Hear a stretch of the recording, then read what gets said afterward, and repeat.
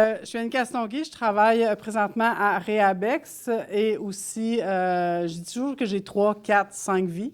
Ma première vie est l'enseignement au Collège universel. Je suis enseignante à temps plein depuis septembre dernier, mais je suis là depuis 10 ans à titre de chargée de cours. J'enseigne en travail social, j'ai enseigné divers cours depuis ce temps-là. J'ai plus assez de doigts pour les compter. Mais dont, entre autres, les cours sur l'exclusion sociale, la marginalité, la pauvreté, dont l'itinérance. Je coordonne les haltes chaleur depuis 2018. J'ai pris une année d'arrêt parce que ma santé mentale à moi avait besoin d'une année d'arrêt.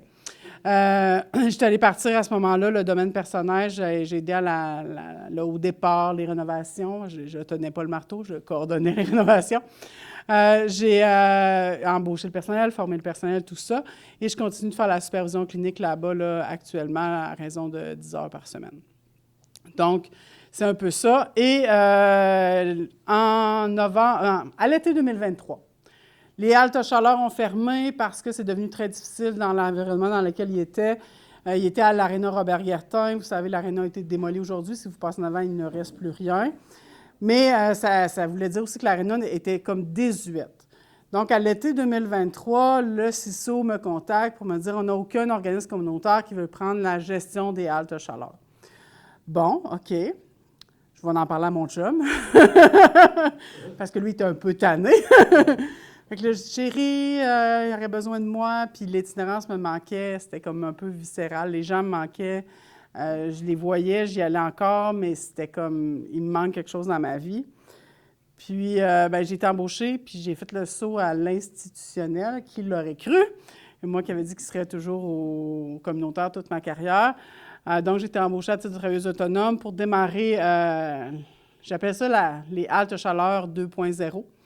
J'avais vécu les haltes chaleur 1.0. J'avais appris des choses. J'avais dit qu'il y avait des choses que je ne voulais plus qui arrivent. Oui. Bien, à l'époque, en 2018, septembre, octobre 2018, on était assis avec le bras. Je travaillais au bras à l'époque, la soupe populaire, le gîte ami. Puis, on réalise que le gîte ami, qui est notre seule ressource d'hébergement en itinérance en Outaouais, d'urgence, est plein. Et l'hiver n'est pas encore arrivé. On dit, on va avoir besoin de quelque chose pour cet hiver. Donc, on a collaboré, la travailleuse de rue Cathy Michaud et moi, à mettre sur pied la halte chaleur pour la soupe populaire qui avait lieu dans les locaux de la soupe populaire à l'époque. Donc, on a démarré ça à peu près en décembre 2018. Et on a fait un 4 mois là-bas, tout ça. On s'était dit au début, les gens ne dormiront pas. Ils vont juste venir pour se réchauffer.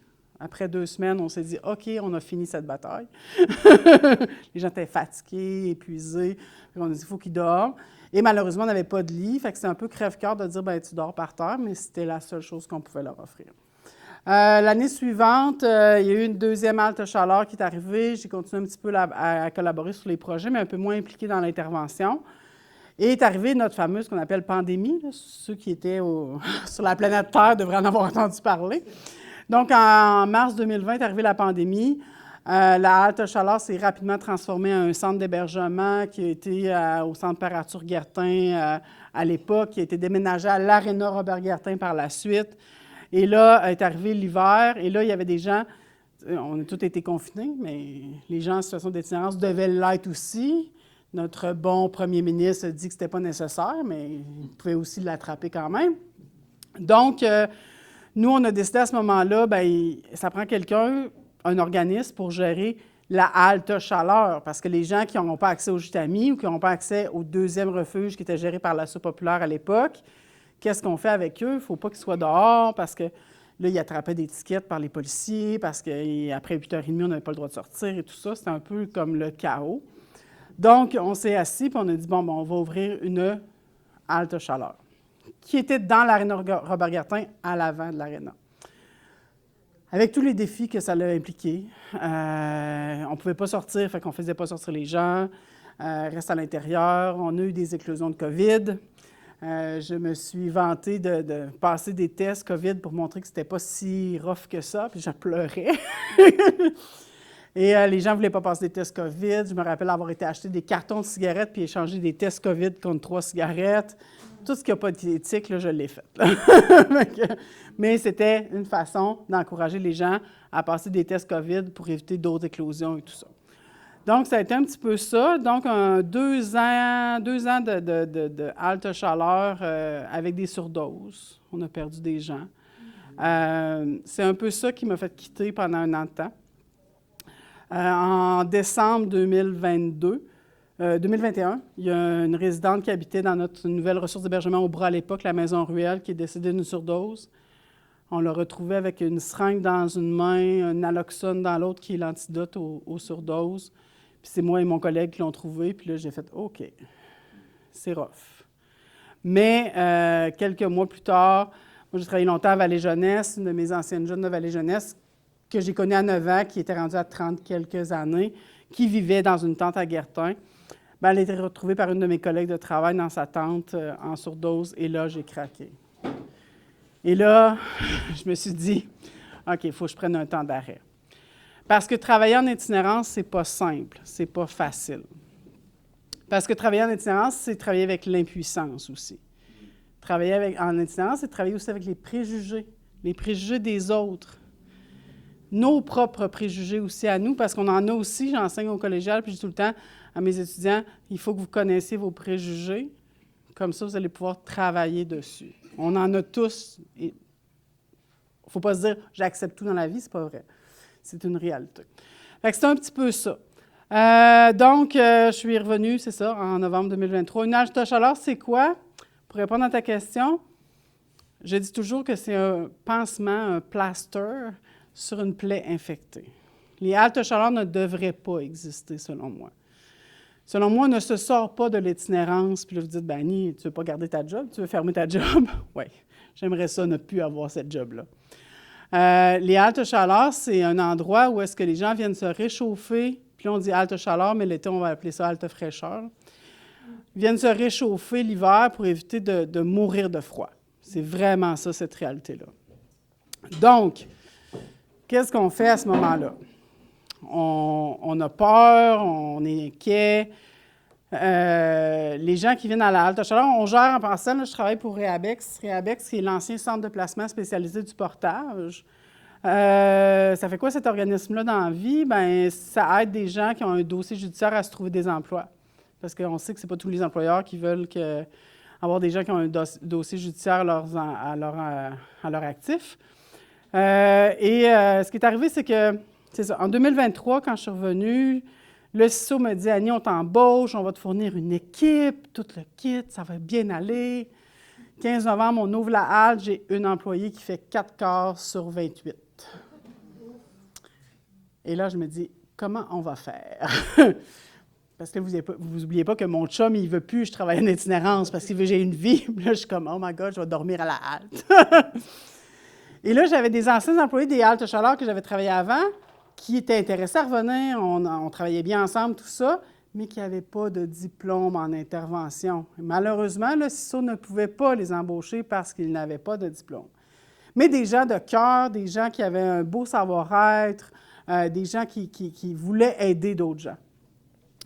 Fait que vendredi, 17 novembre 2023, là, j'ai dit à mon boss au CISO, j'ai dit là, ça ne marche pas, demain matin, je n'ai pas d'employé, qu'est-ce que je fais? Bien là, Annie, on n'en trouve pas, c'est difficile, on va fonctionner avec des gardiens de sécurité. Oh. Je les aime bien, mes gardiens de sécurité, mais ça me prend d'autres choses aussi. Fait que j'ai dit, si je trouve un organisme, parce qu'il y avait eu un mot d'ordre, là, tout le monde nous disait on ne touche plus aux haltes chaleur, c'est trop dangereux, tout ça. J'ai dit, si je trouve un organisme qui veut payer les employés, est-ce que c'est correct? Là, mon boss, il dit, ben oui, ça va coûter moins cher. Ça coûte toujours moins cher au communautaire. Donc, ben c'est ça. J'appelle Patrick Pilon, qui est un de mes anciens employés de Vallée-Jeunesse, qui est directeur à Réabex, qui est l'ancien centre de placement spécialisé du portage. Il est 3h30 le vendredi. Puis là, je fais comme, Patrick, toi, là, faire des payes de plus, ça te tenterait-tu? J'ai dit, pourquoi?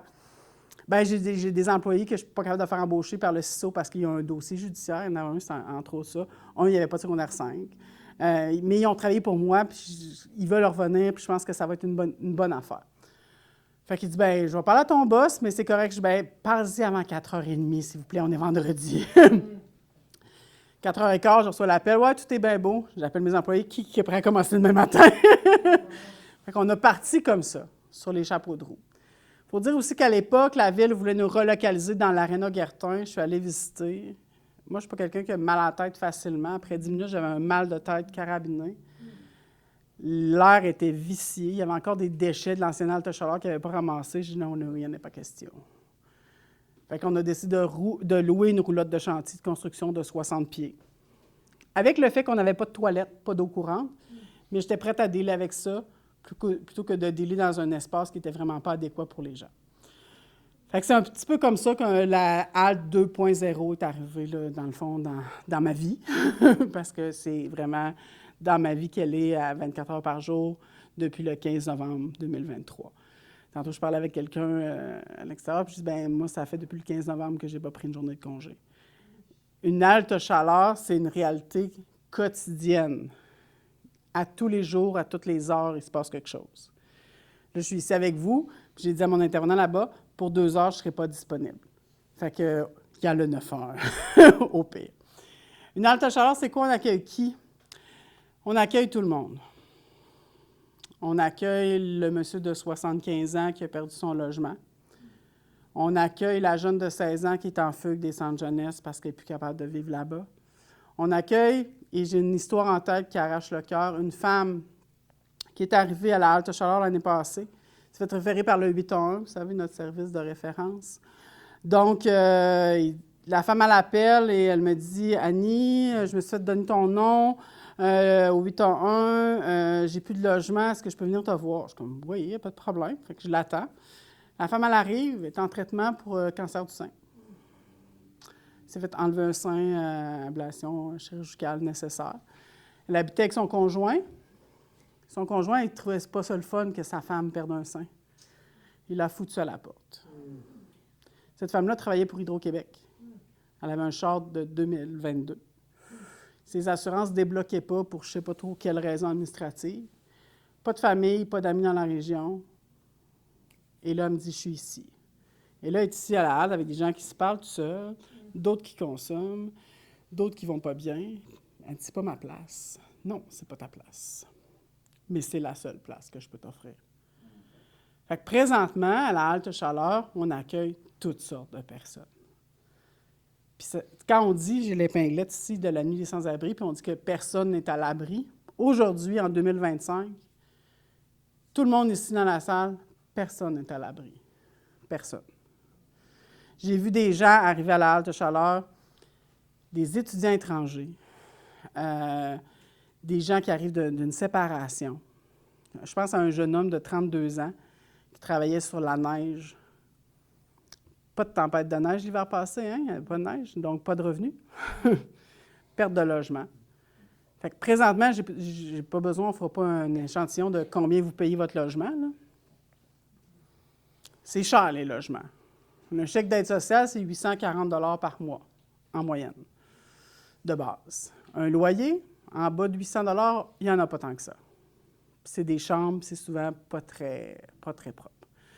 Fait que c'est ça, une halte chaleur. On accueille vraiment tout le monde. On est ce qu'on appelle une ressource à bas seuil. C'est quoi ça, une ressource à bas seuil? À bas seuil d'exigence. Donc, j'ai peu de règles. Parce que j'ai des gens aussi qui sont très désorganisés. Et je ne veux pas nécessairement qu'ils se retrouvent à geler dehors. Donc, mes règles principales, c'est quoi? Tu ne te bats pas, tu ne frappes pas de feu, pas de vandalisme. C'est de base, là, le respect minimum. Mais je ne te demande pas de faire des démarches. Je ne te demande pas d'appeler 3 fois par jour pour savoir si tu peux faire telle affaire. Je ne te demande pas d'avoir un chèque d'aide sociale. Je ne te demande pas d'être résident du Québec. Je ne te demande rien, sauf de respecter l'endroit. Fait que c'est un endroit à bas seuil d'exigence et à haut seuil de tolérance. Fait que c'est comme ça qu'on va appeler ça. J'ai ce qu'on appelle une équipe de feu. Cette équipe-là n'est pas parfaite. Des fois, on fait des erreurs, puis ça arrive. Mais c'est une équipe qui aime être à la halte chaleur, qui sont contents d'être là. Puis des fois, c'est tranquille. Puis je pense à Rani qui est là, qui est un stagiaire avec moi. Des fois, c'est tranquille, mais des fois, c'est explosif. On ne sait jamais à quoi s'attendre. Puis je pense que c'est pour ça que j'aime ça. J'aime pas la routine dans ma vie. Donc, à tous les matins que je rentre à la halte, ou l'après-midi, ou le soir, ou je vais partir tantôt, puis je vais y arrêter, c'est sûr. Mais on ne sait jamais sur quoi on va tomber. Puis c'est ça aussi qui est le fun, parce qu'on ne sait pas sur quel trésor aussi on peut tomber. Sur quel moment important. Moi, un monsieur qui vient me dire « Annie, j'ai perdu ma mère », puis je l'ai en tête, ce monsieur-là. J'ai de la peine d'avoir perdu ma mère, monsieur de 64 ans, qui vit dans sa voiture à la halte, qui prend le temps de venir me dire qu'il ne va pas bien. Wow, quel cadeau! Ça veut dire qu'il me fait confiance pour venir me voir et me dire ça. C'est pas facile de faire confiance aux gens. Puis souvent, c'est des gens qui ont été hyper blessés par plein d'intervenants qui n'étaient peut-être pas là pour les bonnes raisons. Moi, je dis tout le temps à mon équipe, si tu vas pas bien, tu me le dis, tu rentres pas. C'est drôle parce qu'après-midi, je suis rentrée, puis l'intervenant qui est là 5 jours par semaine, il me dit « Ah, je file pas, j'ai mal à la tête. » Je dis « Va-t'en chez vous, va te reposer. » Ben là, non, je vais finir ton chiffre, va-t'en chez vous. Puis demain, tu ne rentres pas, tu es en congé. C'est quelque chose, pour moi, qui est important, de prendre soin aussi des gens qui prennent soin des gens. Puis je pense que ça, on oublie beaucoup ça dans nos organismes. On est dans la politique de ci, puis l'affaire de ça, mais on n'est plus dans l'humain. Puis l'humain, là, en travail social, c'est important. Fait que pour moi, tu sais, je viens vous parler des haltes chaleur, mais je viens vous parler aussi de cette équipe-là qui fait un travail remarquable jour après jour. Je pense à une jeune intervenante à qui j'enseigne qui, cet hiver, a mangé un coup de poing d'en face, puis le lendemain, était là. C'est pas facile tout le temps. Puis, tu sais, est-ce que la personne m'en voulait vraiment quand elle m'a donné un coup de poing? Bien, peut-être pas. Fait que c'est d'être dans la compréhension de certains comportements. Puis c'est là que je vais tomber dans les préjugés. Parce que souvent, on va dire « Ah, l'itinérance, c'est de la violence. » Je ne peux pas vous dire le contraire. Je ne peux pas vous dire le contraire. Cet automne, je suis allée faire un atelier avec les agentes administratives de la commission scolaire des portages des Outaouais, qui est juste derrière Guertin. Puis les madames, ils ont peur de débarquer de leur voiture, puis de se rendre au bureau parce qu'ils se faisaient interpeller, parce que des fois, il y a des gens qui parlent seuls, puis ça fait peur. Puis j'ai préparé cet atelier-là avec une amie qui travaille à la commission scolaire. Puis j'ai dit, je vais commencer en leur disant, bien, vous avez raison d'avoir peur. Elle dit, bien, tu ne peux pas leur dire ça, ça va les valider. Je suis comme, non, c'est vrai que ça fait peur. C'est vrai que ça fait peur de voir quelqu'un qui se parle tout seul, qui crie au meurtre, puis on ne sait pas après quoi qu'il crie. Mais une fois qu'on le sait qu'on a peur, qu'est-ce que je peux faire avec cette peur-là?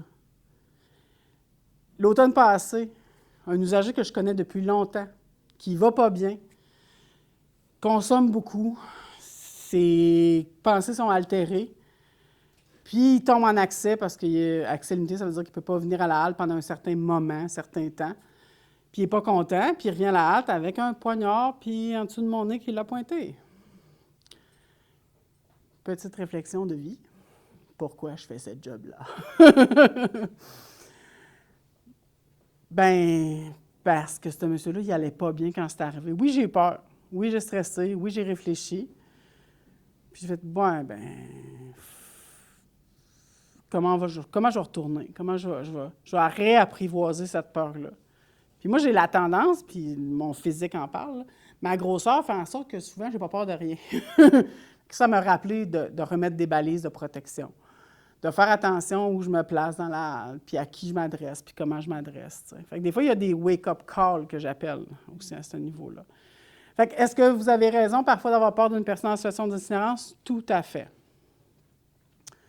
Est-ce que ça vous donne l'autorisation de l'envoyer promener? Non, pas du tout. Est-ce que ça vous donne l'autorisation d'avoir des jugements sur elle? Non, pas du tout. Vous ne connaissez pas l'histoire de cette personne-là derrière. Hier, on a mis sur un usager ce qu'on appelle une P38, une hospitalisation obligatoire parce qu'elle n'est vraiment pas bien.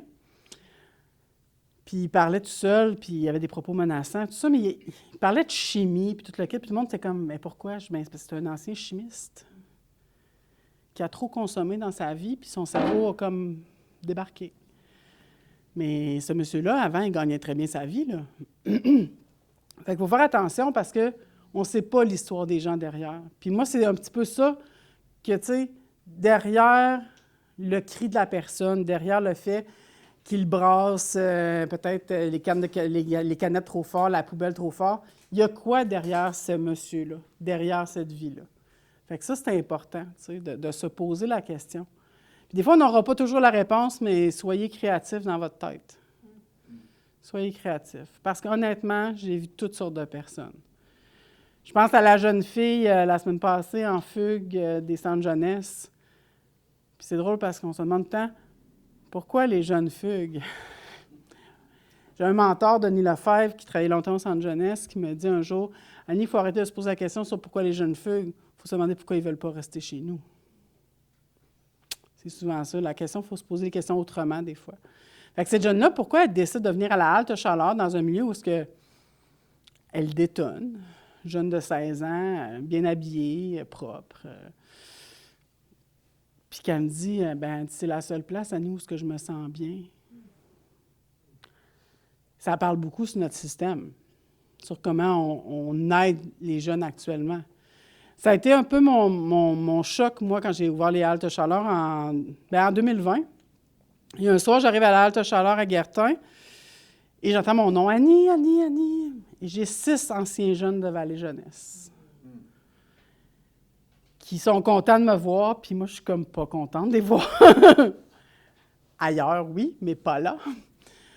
Fait qu'ils m'expliquent ce qui s'est passé depuis 2 ans dans leur vie, tout ça. Puis je suis comme, OK. Et je suis partie de la halte chez moi, à peu près 20 minutes d'auto, et j'ai pleuré tout le long, puis j'ai dit, c'est où qu'on réussit pas? Il y a quelque chose qui fait en sorte qu'on a des jeunes présentement qui arrivent à la rue, là, à tous les jours. Il y a quelque chose aussi qui fait en sorte qu'on a des personnes âgées là, qui arrivent à la rue à tous les jours. Comment ça se fait que j'ai un monsieur présentement qui a une sonde urinaire qui vit à la halte chaleur? Comment ça se fait que notre système accepte ça? Je pense à une jeune femme hier à Gatineau, parce que je parle beaucoup de l'Aréna Guertin, mais je gère aussi une deuxième halte qui est à Saint-Cartier, Notre-Dame, la Brosse-Maloney, pour ceux qui connaissent un peu moins. On a depuis quelques années une halte chaleur là-bas, parce que vous savez qu'il y a un campement là-bas plus petit. J'ai le goût de dire plus facile, c'est pas vrai. Moins explosif. Ouais, je vais appeler ça comme ça. Moins explosif. Parce que moins de monde, parce que moins de problématiques et tout ça. On a une femme là-bas qui va pas bien et qui est en train de perdre sa main parce qu'elle a une infection à la main. J'ai la photo dans mon cellulaire que j'ai envoyé à une infirmière ce matin. Je dis, on peut-tu faire quelque chose? Y a-t-il encore quelque chose à faire? Puis on l'a envoyée à l'hôpital de façon obligée parce que sa santé mentale fait en sorte qu'elle ne prend pas soin d'elle. L'hôpital, après 16 heures, l'ont mis dehors. On n'avait pas guéri l'infection à la main, là. Mais on lui a donné une belle prescription de médicaments, puis de revenir demain à la clinique des plaies complexes. C'est sûr qu'elle va y aller, voyons. C'est sûr. Fait que présentement, nos services ne sont pas adaptés pour les gens qui ne sont pas adaptés. Mais est-ce que c'est à eux de s'adapter ou ça ne serait pas à nous de s'adapter comme système?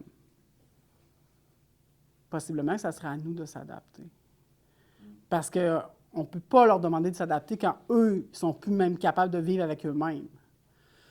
Fait que pour moi, ça, c'est important. Puis c'est là que j'ai le goût de vous demander, vous, est-ce que vous avez des préjugés, des craintes, des peurs?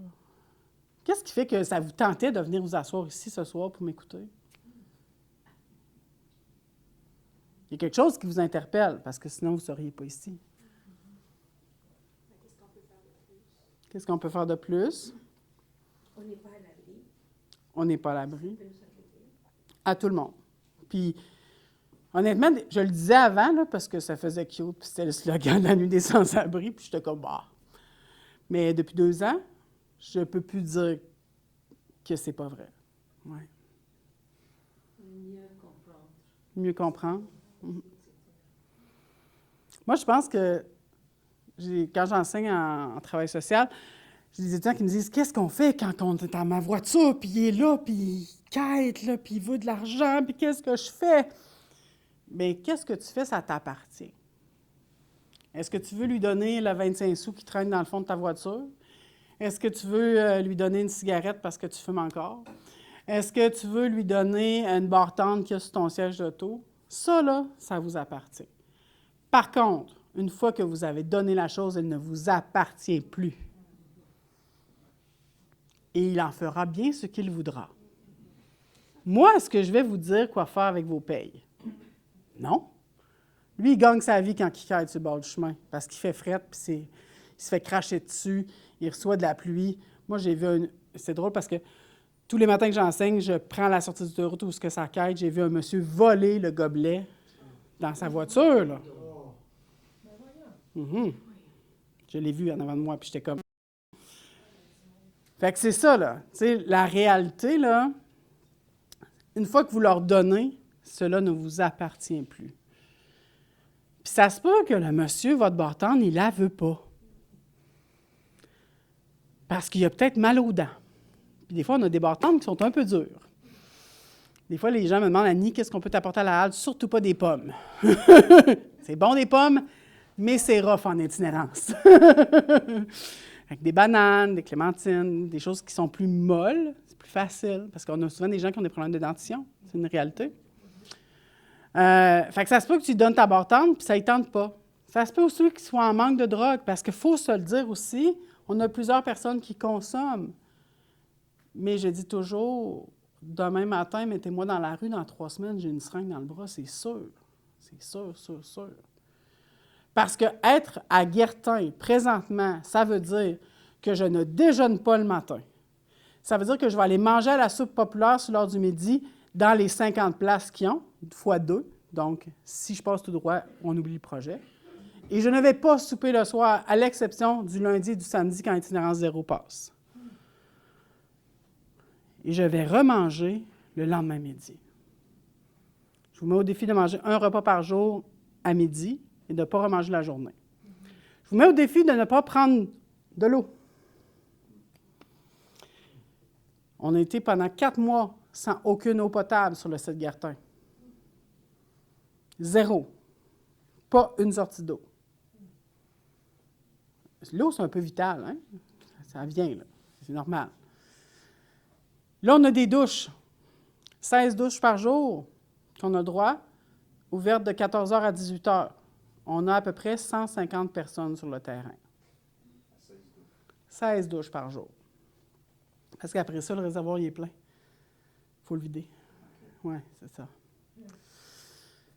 Puis ça, 16 douches, là, si on est 8 en ligne, là, je peux te garantir que le 5e, il n'y a plus d'eau chaude. Là. C'est terminé. Puis les douches, c'est dans une roulotte. Fait que je rentre dans la petite pièce, comme au camping, finalement, mais avec le feu de camp moins. Puis les guimauves encore moins. Fait qu'on rentre dans la douche, on se déshabille devant l'autre voisin de douche, parce qu'il y a 2 douches, là. Non, là, j'ai un gars-fille, là. On va essayer d'être le plus responsable possible. Mais, fait que c'est ça. Fait que je prends une douche par jour si j'arrive à temps. Si j'arrive pas à temps, bien, je passe tout droit. Ça veut aussi dire que je ne lave pas mes vêtements. Il n'y a aucun service de buanderie, sauf si j'ai une chambre au Jutami. Jutami, 60 places, 150 personnes sur le terrain. Ça ne fait pas. C'est pour ça que les gens dorment en tente puis en roulotte, là. Puis le Jutami, bien, tu as le droit à 30 jours de séjour, 7 jours out. Pendant ton 7 jours, là, tu vis à la halte. Tu vis dans une tente, tu vis dans une roulotte. Puis cet hiver, on n'a pas été chanceux, hein? Cet hiver, on l'a eu froid, hein? -20. Pas mal de nuits. Moi, je criais des cris à l'aide sur mon Facebook parce que c'était la seule façon de garder ma santé mentale saine. De faire, je vais le dire à du monde, puis ils vont m'entendre, ils vont me lire. Bon, moi, je ne serai pas tout seul avec le problème. En tout cas, je me sentirai moins tout seul avec le problème. Fait que ça veut dire de ne pas laver ses vêtements. Ça veut dire qu'à la halte, je passe en moyenne, 20, 30 paires de bas par jour, à peu près. Puis quand c'est trop sale, ben je ne peux pas laver mon linge, fait qu'on jette. On jette les vêtements, c'est ça. C'est la réalité actuelle. Fait que, ça, c'est mes besoins de base, là. Me loger, me nourrir, me vêtir, là. Ils ne sont pas comblés. C'est sûr que je vais consommer pour oublier ça, là. Puis là, présentement, la consommation, ce qu'on a, c'est ce qu'on appelle la belle drogue qui s'appelle le crystal meth. C'est la drogue la plus populaire. Je donne en moyenne 80 pipes à crystal meth par jour. Hein, tu donnes des pipes, ça encourage à consommer. Non, je ne donne pas la dope qui vient avec. Puis de toute façon, ils vont le faire d'une manière ou d'une autre. Pourquoi on donne du matériel de consommation sécuritaire? Pour éviter que ça vous coûte plus cher d'impôts. C'est comme ça que le gouvernement le voit, là. C'est la réalité. Parce que guérir quelqu'un d'une hépatite C coûte 66 000 $ au gouvernement. Une pipe à mettre coûte à peu près 50 sous. C'est pour ça que le gouvernement donne du matériel de consommation sécuritaire. On s'entend, là. Il est là, la raison. Bien, si tu dis c'est pour que ce soit sécuritaire, c'est qu'il y a un danger si on prend un bon matériel. Oui, exactement. Très souvent, ils vont prendre des pipes à potes, qu'on appelle, qui se vendent aux dépanneurs. Ils sont en métal. Mais pour faire fondre le cristal meth, il faut chauffer longtemps. Fait que ça devient très chaud. Fait que là, je me brûle mes lèvres. Puis là, je consomme avec monsieur, mettons. Fait que je donne ma pipe. Puis s'il y a une micro-lésion, je lui donne mon hépatite C. C'est aussi simple que ça. Fait que, puis le VIH, c'est un peu moins... tu sais, après 2 minutes en dehors du corps humain, d'habitude, le virus n'existe plus, puis tout ça. Mais l'hépatite C, c'est 3 semaines. Fait que c'est très, très virulent. Fait que c'est un peu ça. Fait qu'on donne pipe à crystal meth, pipe à crack, seringue, sniff kit, naloxone, condom, condom féminin, dick dentaire. J'ai toute une armoire de matériel. Puis c'est pas pour encourager les gens, c'est pour prendre soin de leur santé. C'est ce qu'on appelle la réduction des méfaits, de diminuer les méfaits reliés à une dépendance. Dépendance qui est comme nécessaire à la survie.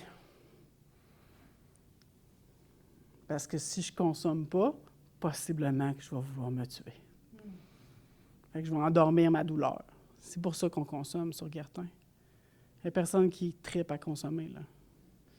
C'est ça, cette réalité-là. Fait que c'est un peu ça, tu sais, aujourd'hui, je veux vous dire, derrière ces visages-là qui parlent seuls, qui vous semblent peut-être dangereux, pas gentils, il y a des histoires. Il y a des histoires incroyables. Je pense à une femme qui vit depuis 6 mois à la halte chaleur. Halte chaleur Guertin, 2 heures à l'intérieur, 30 minutes à l'extérieur. Pendant les moins 20, on a diminué à 10 minutes. Annie, pourquoi tu fais ça?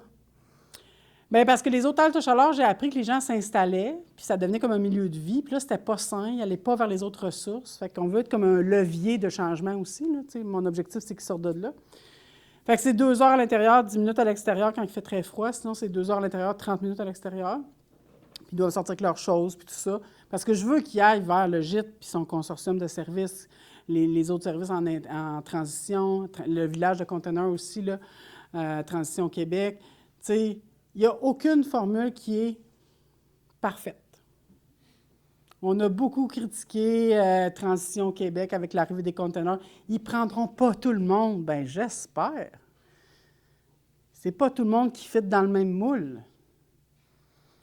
Ça prend plusieurs solutions pour arriver à bien desservir l'itinérance. Et présentement, c'est un peu ça.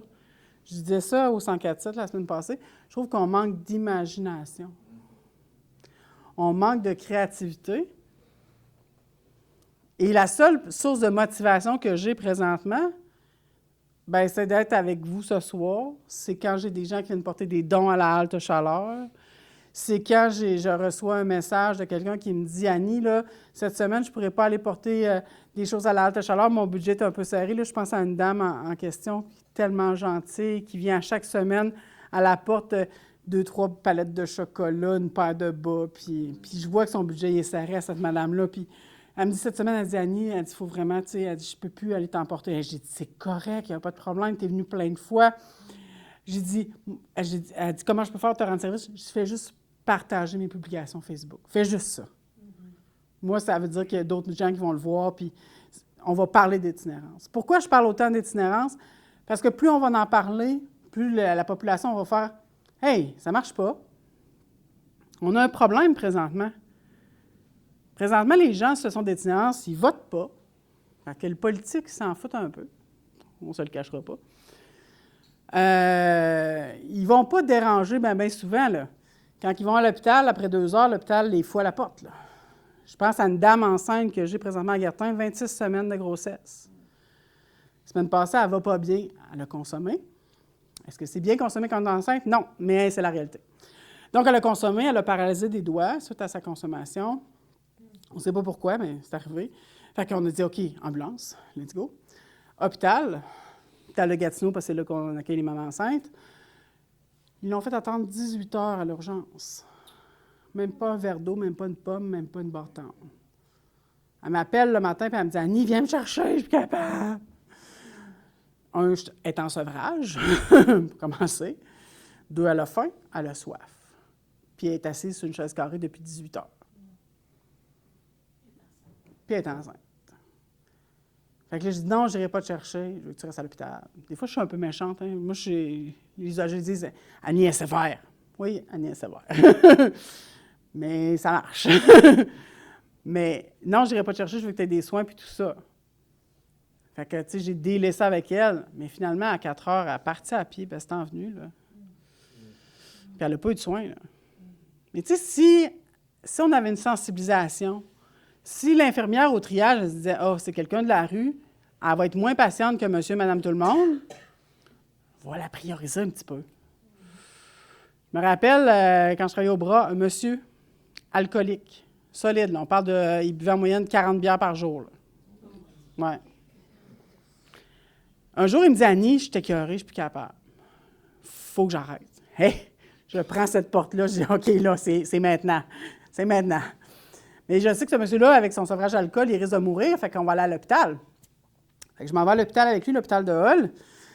Et là, je dis à la travailleuse de rue, Cathy, à l'époque, je dis « Peux-tu passer la journée avec? » Nanana. À 4 heures, elle m'appelle. 9 heures le matin. 4 heures, elle m'appelle, elle dit « On n'est pas encore passé. » Puis là, elle dit « Faudrait que j'aille faire sortir mon chien. » Puis nanana. Je dis « Écoute, je vais aller te remplacer. » Fait que je vais la remplacer. Puis là, moi, à 8 heures le soir, après, je retourne à la maison. Je travaille depuis 8 heures le matin, puis manger, puis tout le kit, ça serait pas pire. Fait que j'appelle le nom de mes collègues. Je dis comme, tu peux-tu venir de 4 à minuit? Je vais venir te remplacer à minuit. Parce que je savais qu'on ne passerait pas. Parce que le monsieur, ben il est en sevrage. Fait qu'il n'est pas toujours gentil, puis il parle fort. Fait que là, pour le punir, les infirmières le remettent au bout de la liste. Si monsieur, madame, tout le monde fait une surdose de drogue, présentement, il y a des annonces là, qui passent à la télévision. Là, on a un squeegee là, qui mourra ce soir d'une surdose, puis c'est le monsieur dans l'auto qui meurt finalement, c'est pas le squeegee. Si monsieur, madame, tout le monde font une surdose, vous allez être minimalement hospitalisé 24 à 48 heures à l'hôpital. Une personne en situation d'itinérance, 2 heures. Ils la mettent dehors. On le voit, là, on le vit à tous les jours. Fait que moi, pourquoi je suis ici ce soir, pourquoi j'en parle autant, c'est que si je peux réveiller du monde, de faire comme ça n'a pas de bon sens, puis qu'à un moment donné, vous dites, bien, je vais écrire à mon député pour dire que ça n'a pas d'allure, je vais écrire à mon conseil municipal pour dire que ça n'a pas d'allure, puis je vais le dire que ça n'a pas d'allure, plus on va être de monde à dire que ça n'a pas d'allure, peut-être qu'on va se faire entendre. Puis tu sais, j'ai pas le goût de lancer la roche aux gens. Des fois, je me choque dans les rencontres. Ça arrive. Je parle fort. Puis à la fin, je suis tout le temps comme, « Hey, c'est pas contre personne ici, là. C'est pas contre Roger qui travaille à la ville ou Georgette qui travaille au CISO. C'est contre le système, à un moment donné, que je suis comme, ça n'a plus d'allure, tu sais. Puis si on ne le brasse pas, ce système-là, bien, c'est bien dommage. Mais dans 30 ans, je vais être encore en train de faire ça. Puis j'aimerais ça, arrêter de faire ça, à un moment donné. Fait que c'est un peu ça. Fait que je trouve que j'ai beaucoup parlé, mais avez-vous des questions, commentaires? J'ai aucune idée de l'heure qui est. Ah, 8h30. Je crois en fait que tu n'es vraiment pas satisfaite des gens, disons, qui sont en charge de la ville, disons.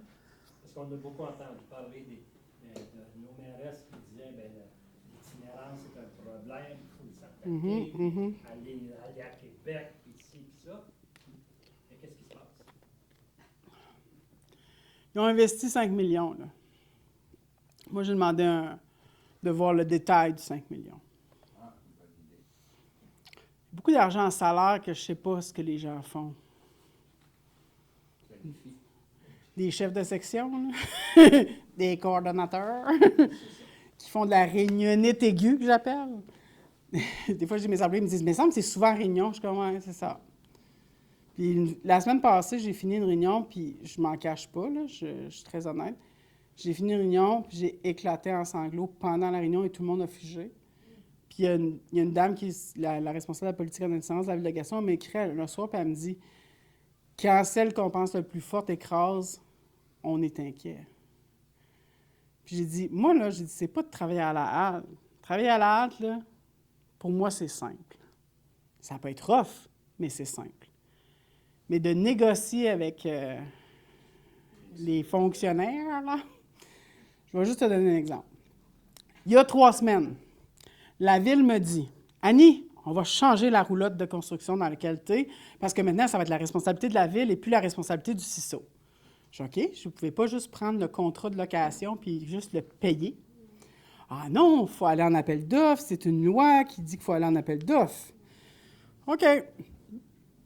Annie, tu vas déménager le 25 février. » Moi, je suis quelqu'un d'hyper organisé dans ma vie professionnelle. Pas dans ma vie personnelle, mais dans ma vie professionnelle, je suis très, très organisé.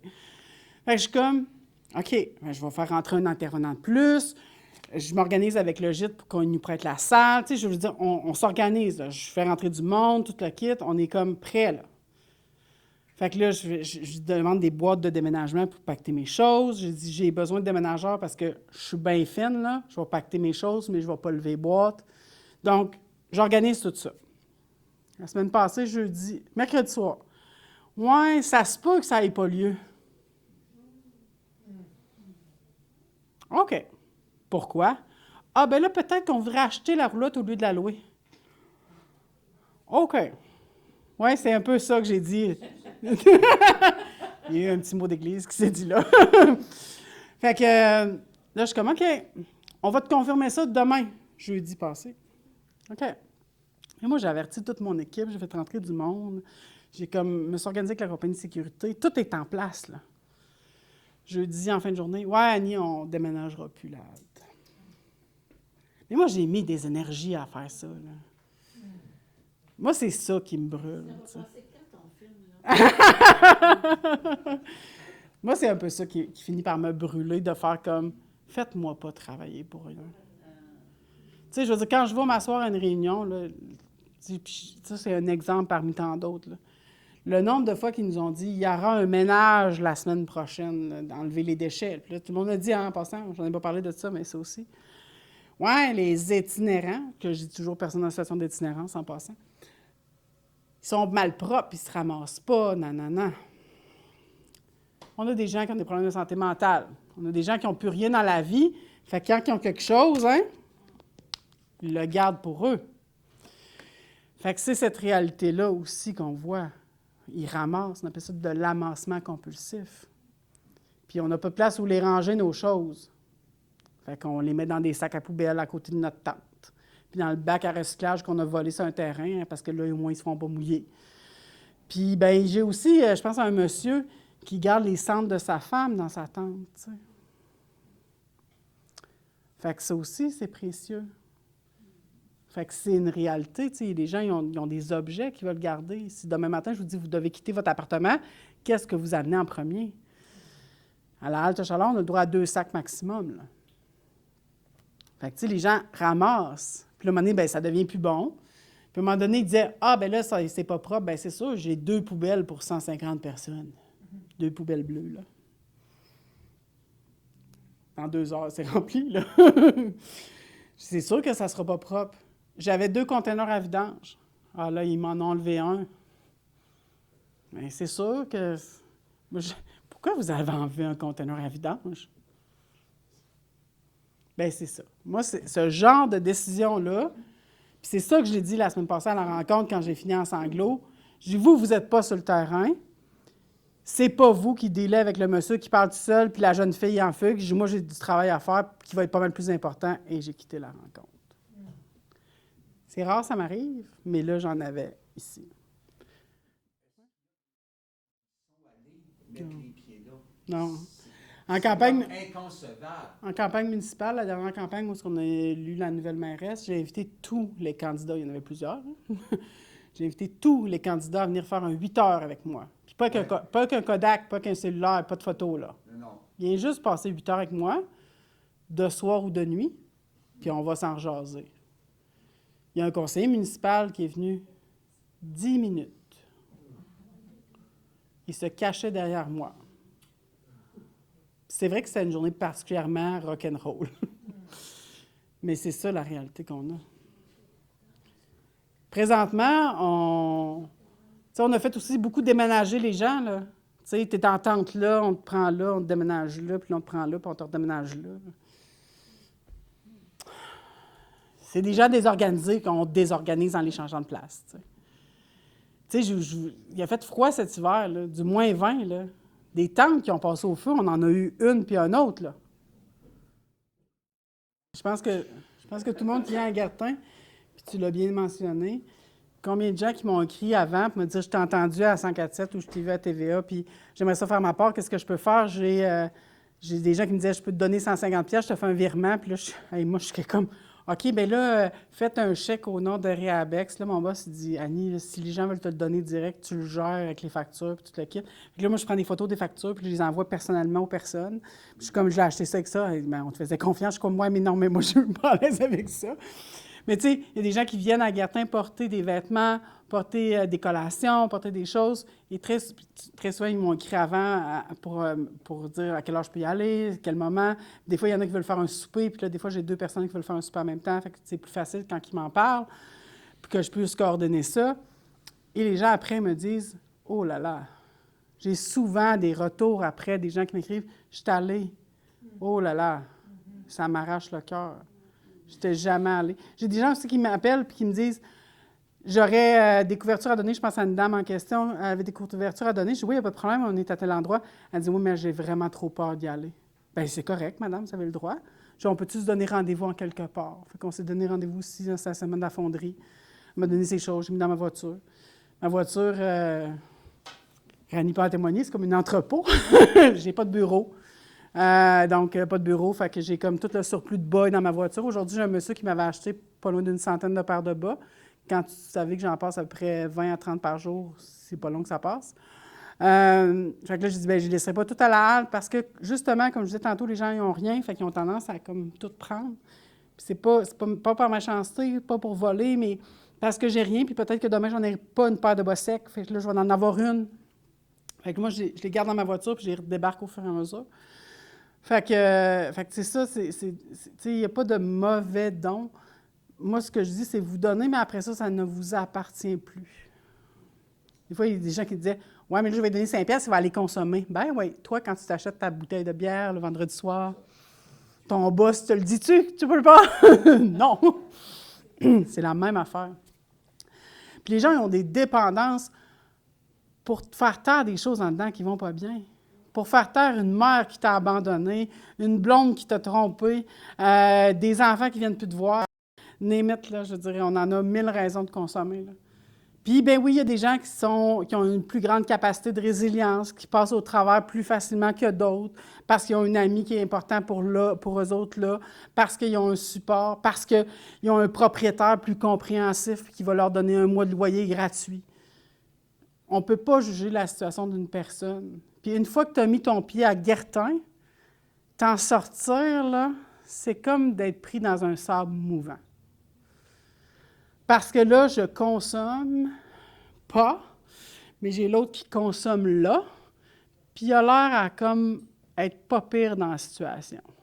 Dans le sens qu'il n'a pas l'air à se rendre compte de ce qu'il vit, puis j'ai peut-être le goût d'endormir ça, moi aussi. T'sais.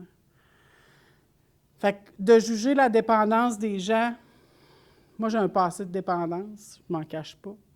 J'ai perdu ma mère jeune, puis j'ai consommé. Puis à un moment donné, j'ai fait « OK, je consomme plus », mais c'est l'université qui m'a dit « Annie, si tu continues de même, bye-bye ». Fait que j'ai comme pris les moyens nécessaires, puis j'avais cette force-là, j'avais des amis, j'avais de la famille, j'avais un entourage. Mais très souvent, les gens qu'on a à Gartin, là, ils n'en ont plus de ça. Ils n'en ont plus parce que la dépendance, des fois, tu vas voler ta famille, des fois, tu vas comme compter des menteries. Des fois, j'ai des intervenants qui se choquent. « Il m'a menti. » Ben oui, mais c'est sa façon de survivre. J'espère qu'il te ment. S'il ne te ment pas, il va mourir bientôt. Tu sais, des fois, on prend les choses de façon personnelle, puis il faut éviter ça. Parce que derrière un mensonge, derrière une manipulation, il y a des raisons. Je dis souvent à mes étudiants, c'est pas grave de vous faire manipuler. Ce qui est grave, c'est que si vous ne le savez pas. Je veux dire, l'enfant qui veut un bonbon, il va faire des yeux doux, là, comme ça, j'en veux, j'en veux. C'est pareil à la halte. Et, je vais le nommer, mais Loulou Patate ou Patate Loulou de Elmer, s'est engagé à venir pendant 8 semaines offrir un repas par semaine aux usagers. C'était la fête. Hey, la fête, hein? Poutine, hamburger, pogo, là, ça ressemblait à ça. Puis c'était la fête. Quand on donnait le repas, là, silence de mort dans la halle, tout le monde mangeait. Yes. Une demi-heure, tranquille. Puis ce monsieur-là, il me dit, parce que je l'ai remercié, il avait fait son dernier lundi cette semaine, puis il me dit, ça m'a tellement comme... J'ai tellement appris à venir juste ici 15 minutes par semaine te porter les repas. Il dit, tu sais, il dit, il y en a une qui crie là, une paire de bas, puis l'autre qui crie là, je veux une poutine, puis je peux en avoir deux? Puis il dit, t'es tout le temps là, puis je suis comme, des fois, je ne souris pas tout le temps, mais j'essaie. Mais je dis tout le temps, tu sais, il faut être patient. C'est une job de patience, c'est une job de compréhension. Puis je vous demande ça ce soir, d'être compréhensif. D'être compréhensif face à des situations que vous ne comprenez peut-être pas. Parce que vous n'avez pas tous les détails, toutes les informations, puis on ne les aura jamais toutes.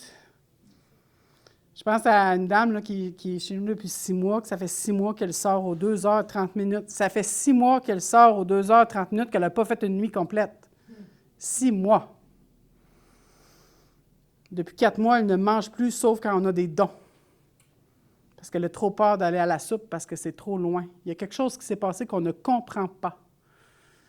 Il y a 3 semaines, il y a un intervenant qui est là, qui a réussi à savoir qu'il y a 1 an, son mari était décédé, puis qu'elle avait un logement, puis qu'elle a été 22 ans adjointe administrative.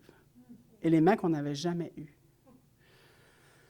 Bon, bien, on part avec quelque chose au moins. Pas d'aide sociale, pas rien. C'est une dame qui ne se changeait pas de vêtements, ne se lavait pas, elle ne sortait pas de la halte, c'était comme incroyable. Puis il y a, à un moment donné, les intervenants, il ne faut pas avoir une donnée sensible en passant quand on travaille en itinérance. Il y a des intervenants qui me disent, là, Annie, il faut faire quelque chose. Là, il va y avoir des plaies, puis tout le kit. Ben oui, parce que quand tu ne te laves pas, à un moment donné, ça fait ça. Fait que je disais, hey, ma belle, je vais l'appeler Julie. Ma belle Julie, cette semaine, ça va être la douche. Puis si tu ne prends pas de douche, ben tu ne rentres pas à la halte. Puis là, je me disais, peux-tu faire ça? Peux-tu me permettre de dire ça à quelqu'un, tu sais? Puis je suis comme, ben oui, là, c'est pour son bien à elle, tu sais. C'est une dame qui avait une unique dreads, parce que ça faisait tellement longtemps qu'elle n'avait pas lavé ses cheveux que tout avait pris en pain comme ça. Fait que quand j'ai l'obligé la première fois à prendre sa douche, elle revient, puis là, je vois bien qu'elle ne s'est pas lavé la tête, là. J'ai dit, hey, Julie, tu t'es pas lavé les cheveux? Elle dit, ben, je suis pas capable. Je suis comme, OK, tenterais-tu que je la coupe, ta dreads? Puis là, je me dis, je vais me faire envoyer promener, c'est sûr, là. C'est que ça, sûr. Oui. Je regarde mon intervenant, c'est passé des ciseaux. Vite, trouve-moi des ciseaux. N'importe quel. Vite. Elle dit oui, c'est là. C'est maintenant. En tout cas, je vous épargne les détails du coupage de cheveux. Mais ça a bien été. Puis j'ai dit après, Julie, qu'est-ce que tu veux en cadeau? Pourquoi un cadeau? Elle parle pas beaucoup, là, madame. Ben, je veux te remercier d'avoir accepté que je te coupe les cheveux, tu sais. Je me sens que c'est moins lourd, puis tu te le quittes, puis tu vas être mieux. Je veux pas. Ben, je sais pas. Pizza, mais chinois. Là, je peux demander à mon chum de faire du pâté chinois, n'importe quoi. Qu'est-ce que tu veux, là? J'étais prête, là. Tu sais, comme, ben, rien. Je t'offre ce que tu veux, puis tu veux rien. OK. Le lendemain, j'étais arrêté au dépanneur, j'ai acheté un paquet de cigarettes. Puis j'ai donné, puis elle a fait, pourquoi? Pour la coupe de cheveux. Ah, ben, merci. Ben, c'est... Quand mon chum, il me dit, pourquoi tu restes là-dedans? Parce que, tu sais, quand j'arrive à la maison, je compte tout le temps les pires histoires que j'ai connues dans ma journée. Fait que, je dis, ben, c'est pour ça. C'est pour ce genre de moment-là. Puis oui, elle est encore à la halle. Puis oui, j'aimerais donc bien ça qu'elle prenne une chambre au gîte. Puis j'aimerais donc bien ça qu'elle aille manger à ça populaire, mais je ne suis pas rendue là. Fait que c'est ça. Fait que, tu sais, des Julie, des Roger, j'en ai... Tu sais, je pourrais vous conter des histoires différentes pour les 60 personnes qui viennent à la halte. Il n'y a pas un profil type. Ils ont des choses en commun. Certains consomment tout du crystal meth, d'autres consomment plus du crack, d'autres ne consomment pas, quelques non-consommateurs. Je ne sais pas comment ils font pour survivre, mais ils le font. Il fume pas mal toute la cigarette, par exemple. mais c'est un peu ça, tu sais. Je ne peux pas vous dire c'est qui une personne en itinérance parce que c'est tellement différent. Fait que c'est pour ça que je demande votre compréhension. Oui, Nadia? Je suis curieuse, cette Julie, tu parles, Mhm. elle a choisi de venir à la halte chaleur, elle va dormir, sortir aux 2 heures. Qu'est-ce qui fait qu'elle ne veut pas se chercher une place dans le gîte? Plutôt, Selon nous, elle est en post-trauma, mais je ne suis pas encore rendue là dans les informations. Ouais, elle se dévoile lentement. Y a-t-il de la place au gîte? Il y en aurait, tu sais, il y a des fois qu'on pourrait s'organiser, mais on lui demande à chaque fois, puis elle ne veut vraiment pas. Une fois, elle m'a dit, ici, elle a déjà dormi au gîte avant, puis elle m'a dit une fois, elle dit, ici, je suis en sécurité, les lumières sont toujours allumées, puis vous me regardez dormir.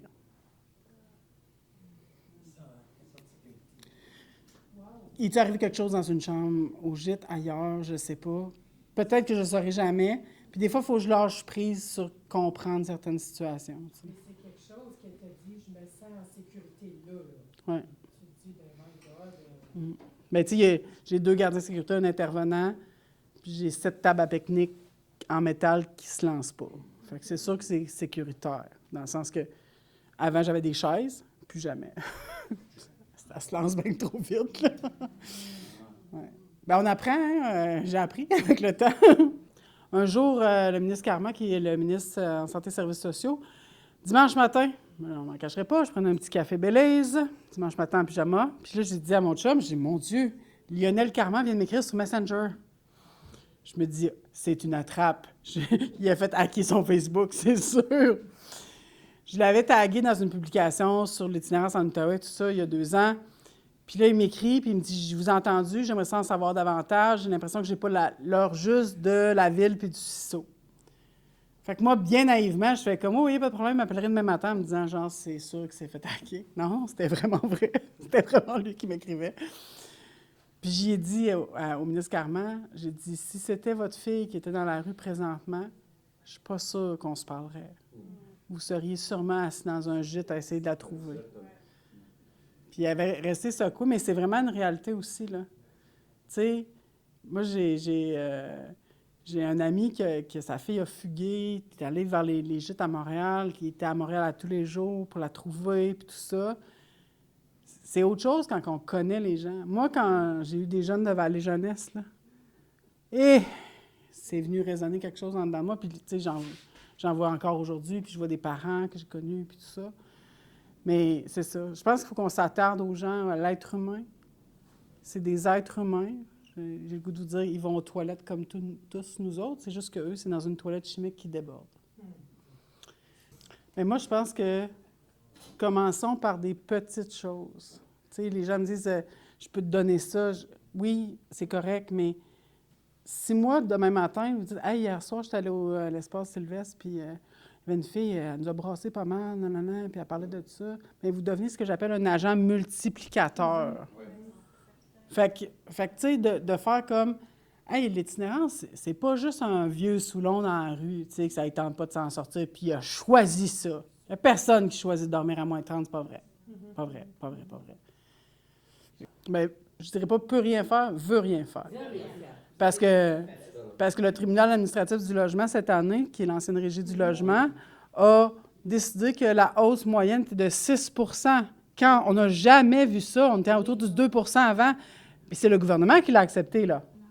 On a 2 haltes chaleur. La première est sur le stationnement de l'aréna Robert-Gartin. C'est une roulotte de construction de 60 pieds qui est devant un chapiteau blanc, juste en face du 85 rue Morin, qui est le Gitami. L'autre, elle, est ouverte 24 heures par jour, 7 jours par semaine jusqu'au 15 avril. Là, je travaille pour la garder ouverte cet été. Ça se peut que vous m'entendiez dans les médias dans quelques semaines. Mais, et la deuxième halte chaleur est au 45 rue Sans-Cartier dans Notre-Dame. Elle est ouverte en semaine de 16 h à 8 h le matin.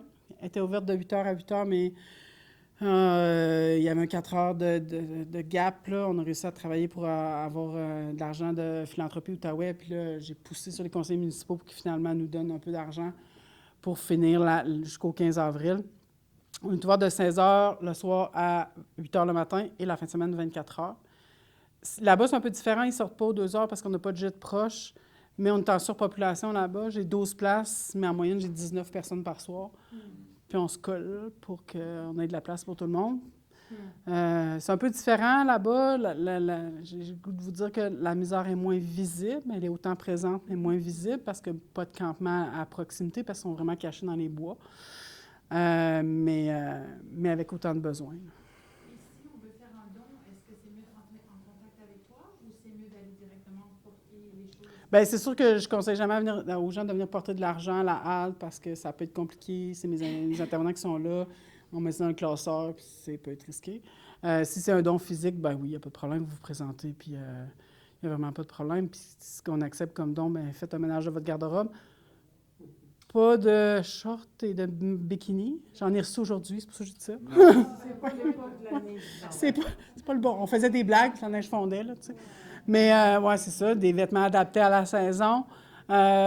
Si vous avez aussi, c'est ça, la semaine passée, j'ai des gens qui m'ont apporté des muffins qu'ils avaient faits. Tu sais, honnêtement, là, on n'est pas difficile.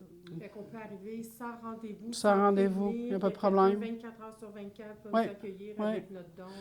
Ouais, des bouteilles d'eau réutilisables aussi. On a fait réparer la sortie d'eau présentement.